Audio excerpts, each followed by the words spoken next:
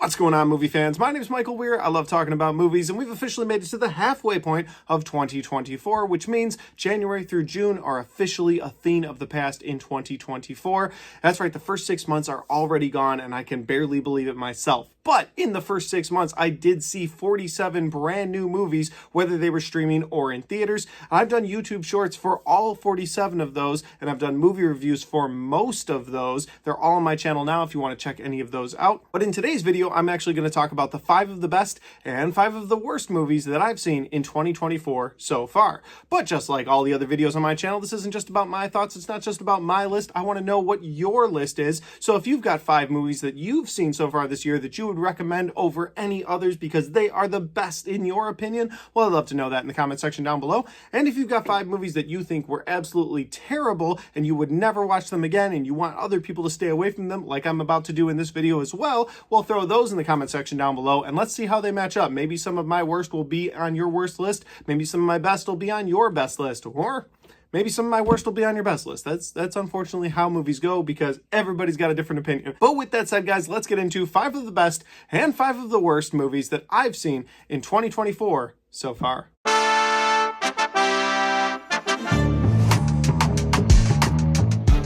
All right, guys, before getting into the list, the only other thing I want to say is that I am going to group the best of movies together and the worst of movies together, but I'm not going to put them in any sort of ranked order just yet because that's something I like to do at the end of the year. And I will say that the movies that are best or worst, I do think they are going to be toward the top or toward the bottom at the end of the year. But again, I'm just not sure where. So these aren't in any particular order. And on that note, let's get into 5 of the best movies first. The first movie on my best list is going to be The Fall Guy, starring Ryan Gosling and Emily Blunt. I thought the two of them had incredible chemistry together. The movie's a rom-com while it's also an action flick at the same time, and it brings it in those action moments. It also brings it in the emotional rom-com moments. I bought the relationship that Emily Blunt and Ryan Gosling had throughout this film. I liked the story. I laughed a lot in this movie, but I also got to watch some really cool stunt sequences happen because the movie was called The Fall Guy and it was about stuntmen. So I had a really good time with The Fall Guy. It's a movie I've recommended to people. There's that moment in this movie that I think is like not talked about enough where Ryan Gosling is listening to Taylor Swift, or you don't realize he's listening to Taylor Swift at the beginning of the scene, but then when Emily Blunt comes over his car and opens the door, he's actually listening to Taylor Swift, and it just really plays for a great laugh, and then they play on that laugh at the end of that scene as well. And so, yeah, I recommend The Fall Guy to all of you. Again, I don't know if this will end up being in my full top 10 at the end of the year, but as of right now, 6 months in, this is one of the best 5. Next movie on the best of list is going to be Civil War, and I didn't know what to think about this movie going into it. I didn't know if it would be very good, too political, but what I loved about this movie the most was that this movie did not pick a side, and I like this movie had several different factions throughout the country instead of just North and South like the actual Civil War. This movie broke the country up into different factions, and it never really gave you the point of view of any of those factions, and I know some people kind of threw a negative at the movie for that because it never really committed to what side was the good side, because you follow around these reporters, and I loved that. These reporters were trying to stay neutral the entire time, and basically they could go through the different territories or the different factions of the United States because they were neutral. But along the way, because they're making their way to Washington, D.C., and along the way there are some terrifying moments you see, and you're like, well, that could never happen in this country. But you take a step back, you're driving home after the movie, and you're just kind of like, that couldn't happen in this country, right? And I think that this movie was very thought-provoking, like, hey, this is what would happen if we were in a civil war. It wouldn't be this divide of North and South anymore. It would be these different factions, these different radicals throughout the country. And I think the movie touched very well on that. So this movie was a thinking movie, but it also had some incredible action set pieces in it. And before I move on, that Jesse Plemons scene steals the entire movie. My whole theater could have heard a pin drop when he was questioning those reporters. I loved that scene. So yeah, check out Civil War. The third movie on the best of list is going to be Abigail, and Abigail is absolutely enjoyable. It really is. For a horror film about a vampire little girl, this movie was great. Now, I will say that I feel like the previews lessened my experience, and I know a lot of people have been like, the preview giving away some of the movies shouldn't say the movie's good or bad. This is on my best of list. I really enjoyed Abigail, but I think they should have held back on some of those previews or held back on some of it because like pretty much every twist and turn was in the preview. Because if you've seen the preview, you've basically seen every twist of this movie, and that was disappointing.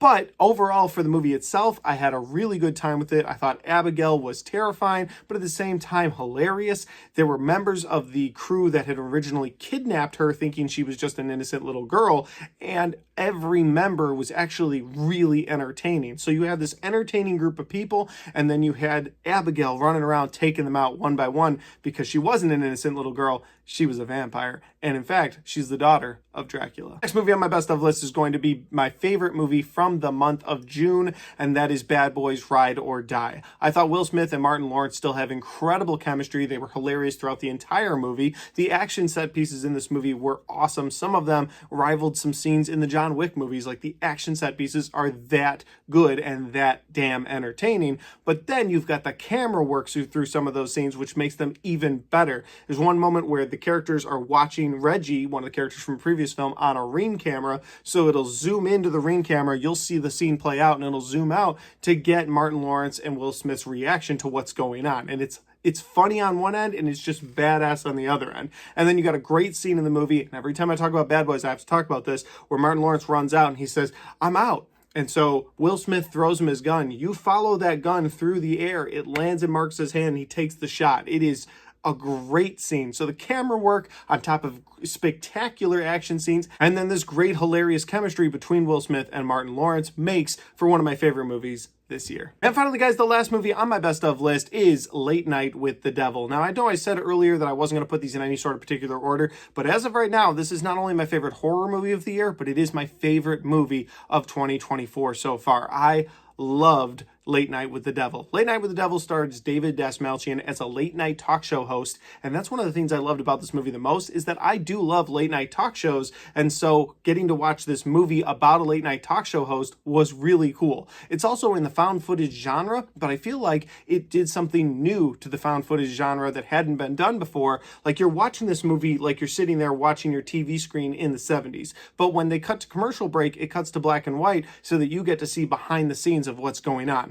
I thought that was such a spectacular choice. I love that they did that. On top of that, the movie takes place on Halloween night in the 70s, so it's got this spooky atmosphere to it, and because they're trying to fight the ratings, they bring on a psychic, a skeptic, and someone who is convinced that they themselves are possessed. And so you have all of these just sort of horrifying things that happen throughout this late night talk show, and it was everything I wanted out of it. It really was. I can't say enough good things about Late Night with the Devil. I think it's streaming on Shudder right now, so if you have the chance, you should go check this movie out. It will be worth your time. All right, we've talked about the 5 best movies I've seen so far this year. Let's talk about the 5 worst movies I've seen so far this year. All right, guys, so jumping into the worst side, the 5 worst movies I've seen so far this year. And again, no particular order to any of these, but it's going to start with Rebel Moon Part 2, The Scargiver. Now listen, if you're a Zack Snyder fan for life, you are going to completely disagree with me right here. And if I have any dislikes on my video, I'm going to assume they come from this moment right here.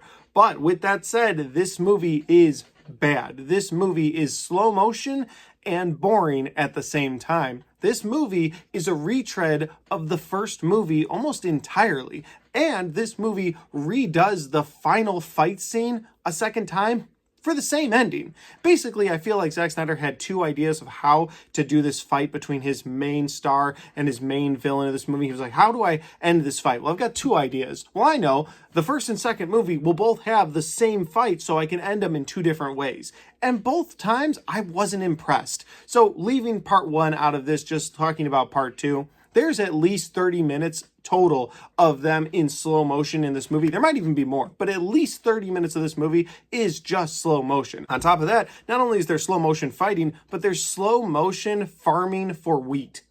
I'm not kidding. There's a whole scene dedicated to this group of people on this planet who are farming for wheat because they need to farm so that they can give it to the bad guys so the bad guys won't blow them up. But then after they farm for this wheat forever in slow motion, they're like, all right, now we're going to take the wheat and we're going to place it around the houses so that they won't shoot the wheat where the innocent people are hiding in the houses, and then we're going to fight back on them. And then, even though they've spent all this time in slow motion farming for wheat, they also found time to dig tunnels so that they could surprise the enemy when they land on the planet.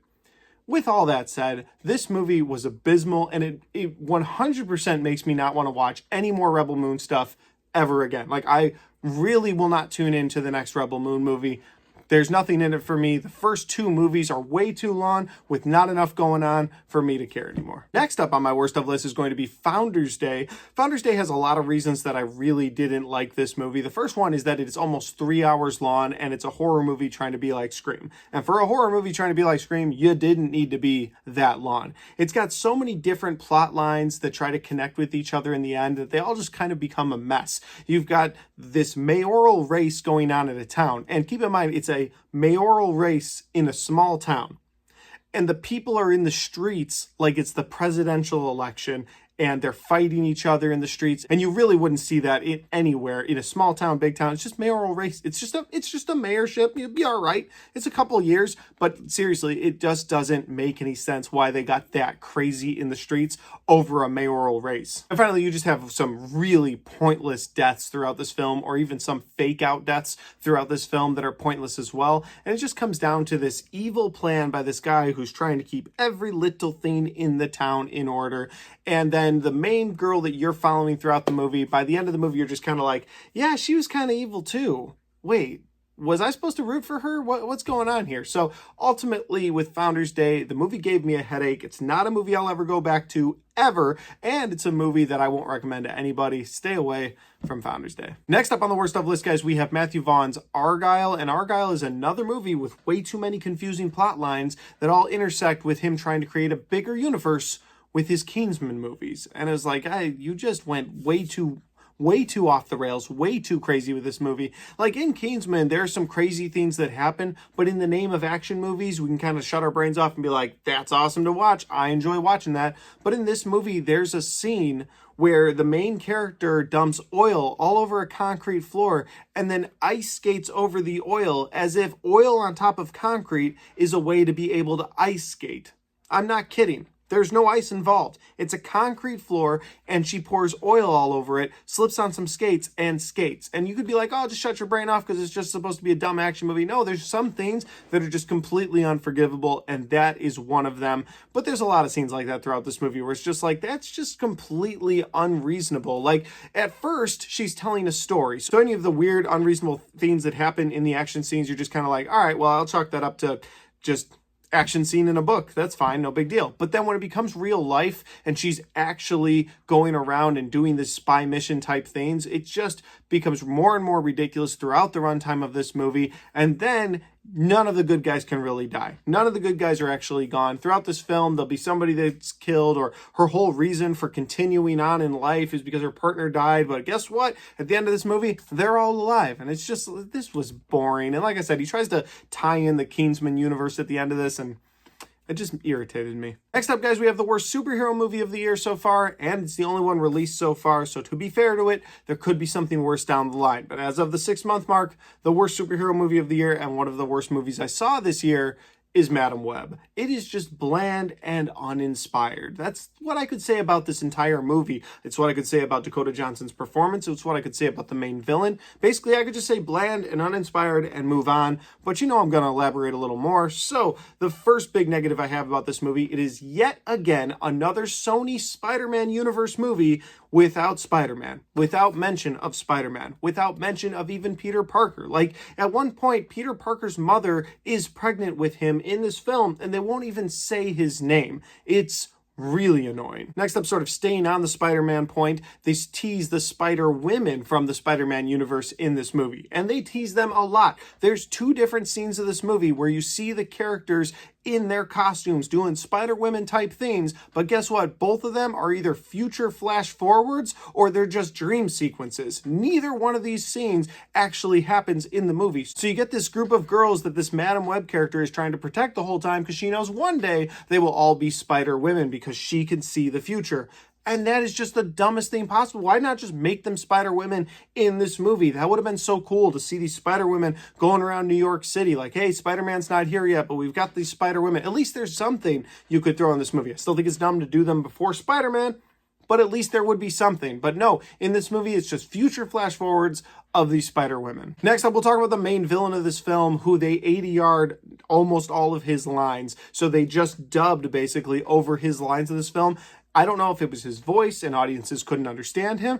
I don't know if it was what he was saying and they wanted to twist that and change it so they didn't have to reshoot too much in the movie. They could just sort of fill in the gaps with what he was saying. But there were moments where you're watching him on screen and the words are definitely not keeping up with how his mouth is moving. And it was just like, clearly you guys went the cheapest route possible with your reshoot scenes. Clearly. Not to mention that his character is a total joke throughout this entire film and ends up dying, being killed by Pepsi product placement. I mean that. Pepsi product placement kills the main villain in this movie. I did not leave this movie thinking, hey, I need to go drink a Pepsi like good product placement will do. Anytime I watch Iron Man, I feel the need to go to Burger King. Don't really ever feel the need to go to Burger King otherwise, but because of the way Tony Stark needs that burger and he's eating at that press conference, anytime I finish watching Iron Man, I eat a burger. That's great product placement. However, when I left Madame Web, I wanted even less to do with Pepsi. I was like, this is just a dumb company for trying to get their placement in this film. And finally, the last thing I will say about this movie is Dakota Johnson's absolute abysmal performance throughout this film.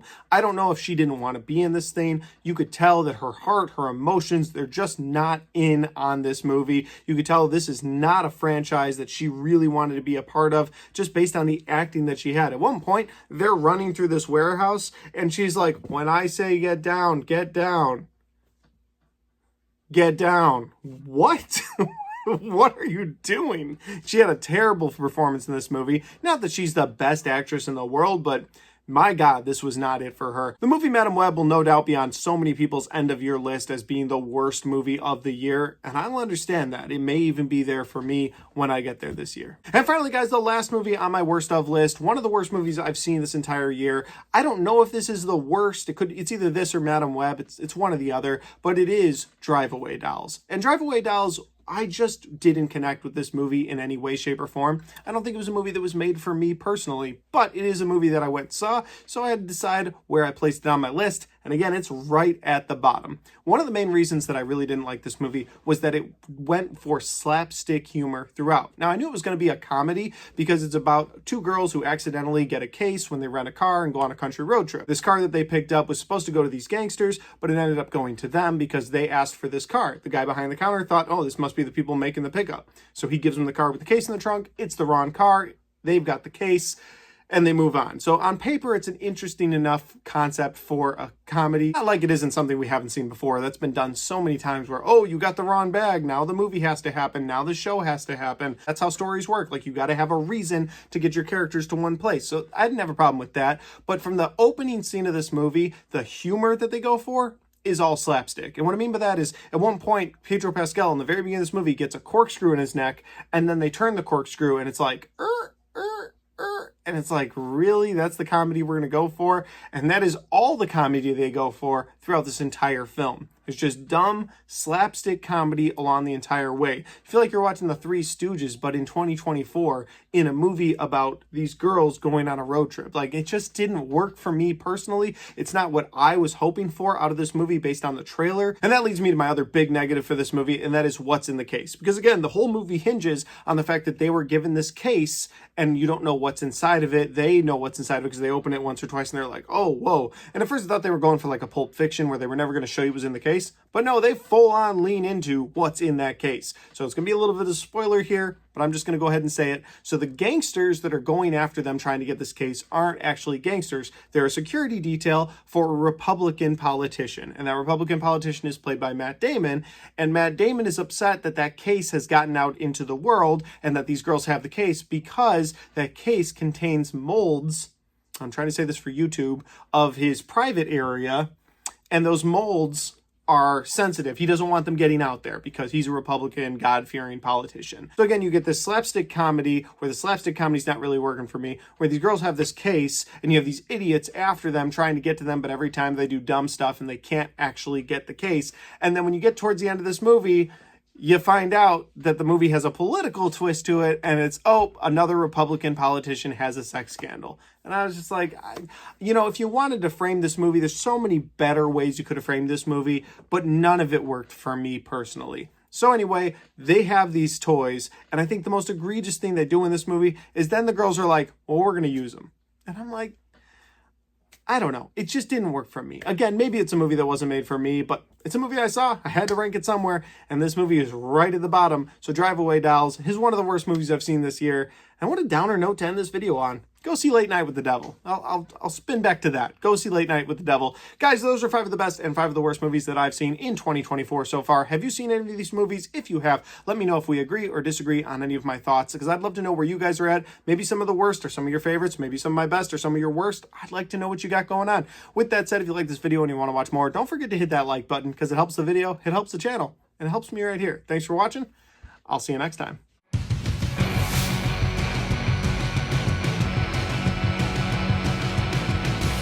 All right, guys, we got to the end of my best of and worst of movies for 2024 so far. Had a great time making this video. And again, it's fun to make this video because at the end of the year, when I have my top 10 best, my top 10 worst, I wonder if any of these movies will still be there. If any movies will push these out of the top 5. I wonder if any of these movies will get pushed out of the top 10 completely. It's very possible. You never know what we're getting. I've seen 47 movies. I'll probably see at least 50 more before the end of the year. So who knows? With that said, though, guys, if you want to check out any of the other content on my channel, well, I've got all of my best and worst of 2024 so far right there, and I've got all of my 2024 movie reviews right there.